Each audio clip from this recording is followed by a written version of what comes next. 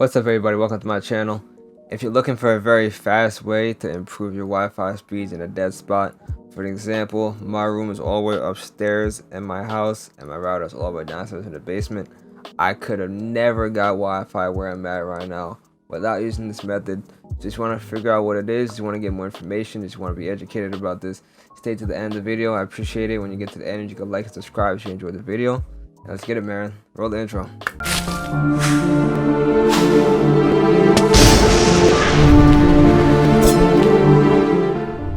Alright, so I'm gonna get straight to the chase. I don't want to keep anybody too long. This can be a quick little short video.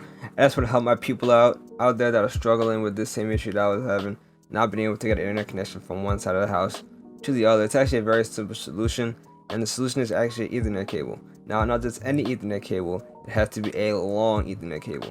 Now, like me, when I was experiencing this issue, I didn't know that Ethernet cables could extend up to over 300 feet long.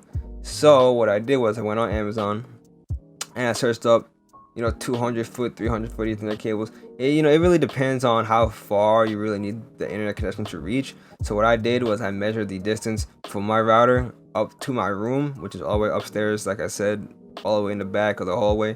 So I measured that. It came out to around, I think, 200 feet.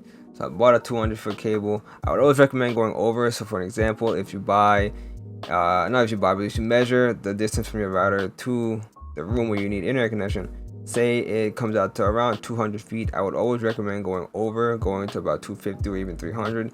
What you want to do is, while you're in the process of measuring the distance from your room to the router, you also want to measure like the little corners and edges, because you want to tuck away your cable in a convenient way so that nobody sees it. It's not ugly, it's not an eyesore.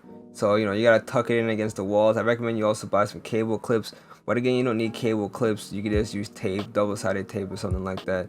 Whatever you have around the house, you don't have to spend money on the clips. But me personally, I use a couple clips just so they'll stay aligned to the edge of the wall, so they're not in anybody's way. You can't really see them. They're white, so they're blending with the color of the wall anyways.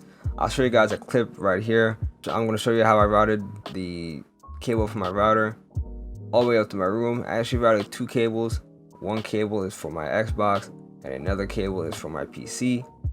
Again, like I said, it came out to be around 200 feet, so that's about a 200 foot cable. It cost me around $32 on Amazon, so they're fairly cheap. They're a lot cheaper than some of the other options, such as going ahead and buying one of those Wi-Fi extenders where you just plug into the wall and that extends your Wi-Fi, or going ahead and upgrading your router, in general. The problem that I have with buying one of those Wi-Fi extenders is it's like a 50-50 shot. It really depends on the wiring you have in your house. If you live in an older house, I like to say like 50 years or older, there's not really a good chance that the internet's going to be able to push through that old wiring. If you have more of a modern house that was built like within the last 20-30 years, then potentially. But like me, my house is a little bit older, so when I did buy the TP-Link, it didn't work at all. I didn't get any signal from my router to my room. So luckily Amazon has a return policy. I did get my money back, but again, I wouldn't risk it. I think the Ethernet cable is probably the more reliable option, and I think it's more worth your money than going out and spending $100 on a Wi-Fi extender or a new router. Now you might be thinking, oh well, this is fantastic, I didn't think about this, thank you for this. But there's another part of this that you need to know as well before you just go out and buy any Ethernet cable, because there are different types of Ethernet cables. Now there's a Cat 4, a Cat 5, a Cat 6, a Cat 7, and a Cat 8. All the Ethernet cables, all they mean, all those letters and numbers, all it means is the type of internet speeds that each cable could handle, if that makes sense. So for an example, a Cat 5 cable, I believe, can handle up to 100 megabytes per second internet speed. And a Cat 5e to a Cat 5.6 can handle up to 1,000 megabytes per second, and then anything higher than that, you kind of get into the 10,000 gigabyte per second range, and nobody really has 10,000 gigabyte internet speeds. If you do, you need to put me on, because I don't know where you live, but I need to move there ASAP. But yeah, those are different type of Ethernet cables, so you kind of got to figure out what your internet plan is. For me personally, mine is 400 megabytes per second. That's what mine caps out at. So for me, anywhere from a Cat 5e to A 6 is perfectly fine. I'm pretty sure the cables I'm using, I have two Cat 6 Ethernet cables, because I do plan on upgrading to a 1 gig plan here in the future. But for now, the Cat 6 Ethernet cable has been doing me well. You might even have a Cat 6 Ethernet cable laying around the house and you don't even know. So I go around checking Ethernet cables. They should be labeled right on the cable itself. You don't gotta look or search up the cable or anything like that. It should be marked right on the skin, on the outer covering of the Ethernet cable. So go and look that up.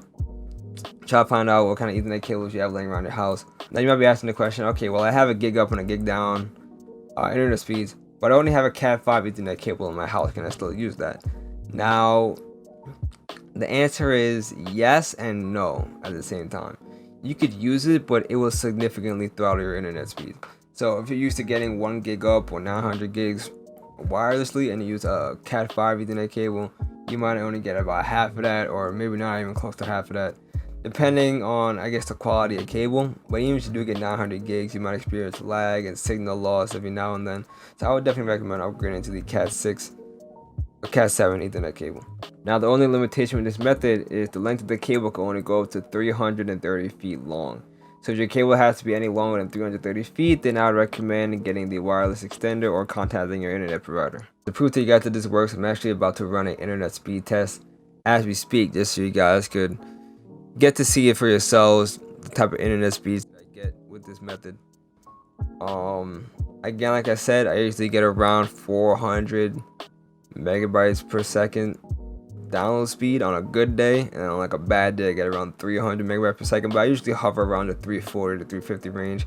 And as far as upload speed, I usually get anywhere around 20 to 25 megabytes per second upload speed, which is decent. It's enough to get the job done. Again, I play a lot of games. I'm a streamer, I'm a content creator, so download speed is obviously more important to me than upload speed. And my ping usually hovers around 5 to around like 5 to 9. That's usually where I get as far as ping goes, which is decent. Again, it's not the best. I don't have 1 to 2 ping, but 8 ping and 5 ping, 6 ping, it really doesn't make that big of a difference when it comes to gaming. So let's go. Let's run this test to see if my predictions are right. Okay, so right now I'm averaging about 11 pings, a little bit higher than usual. Today. You can't see the speed itself because I actually want to block out my IP. It shows my IP and all that, so but you'll see the speed come up here in a second. 348 download speed. Let's see what the upload speed is looking like. Probably gonna hover around 22. Again, I'm on a 400 megabyte per second internet plan, so this is pretty good right here. So I'm running about 23 upload speed. So this is decent. This is average. The only thing here that's not really up to par is the ping. A little high today, but again, this is rare. I usually don't get double-digit ping. This is just tonight. Luckily, I'm not playing any games tonight, so it's all good. That is the easiest way to get a reliable internet connection from one side of the house to the other if you are struggling with that problem like I was. I highly recommend you try this out before going out and buying, one of those internet extenders like I see all over YouTube or people telling you to upgrade your routers. Try this out first. It's the cheaper option. It makes the most sense. If you're still struggling to get a reliable internet connection even with the Ethernet cable, again, make sure you buy the right one for your internet plan. But if you're still struggling with getting a reliable signal or good enough download speeds to suit what you're doing, whether it's gaming or just working off a laptop or something, and you just want a more strong, reliable connection, at that point, I would recommend contacting your internet provider. Maybe consider upgrading your plan. Maybe consider upgrading your router. That could also be an issue. Outdated routers tend to struggle with bandwidth issues, especially with all these new applications coming out, especially streaming and all that stuff, gaming. It uses up a lot of bandwidth, takes a lot of power to be able to push out those signals. So if you are struggling with the internet connection still, even with this method, I would recommend probably trying to get a new router first before talking to your internet provider. You can either go to your internet provider for a router, or you can go on Amazon. They have a bunch of selections of some amazing routers. I wouldn't recommend getting a gaming router. They're just overpriced routers for absolutely no reason. Don't waste that money. Go ahead, spend $100, get yourself a regular router. It really doesn't make a difference. Not a big enough difference at least to spend another $150. That's it for this video. I appreciate you guys for stopping by. Make sure to hit that like button, hit that sub button if you want more content like this. And I hope you guys are staying safe out there, man. Hope you guys staying safe. World's getting a little crazy right now, but you know, stay calm. Focus on yourself. Focus on your hobbies, your passions, and just spend as much time as you can with family, man, because that's all that really matters right now. So again, thank you guys for watching. I appreciate you, and I'll catch you guys in my next video. Peace.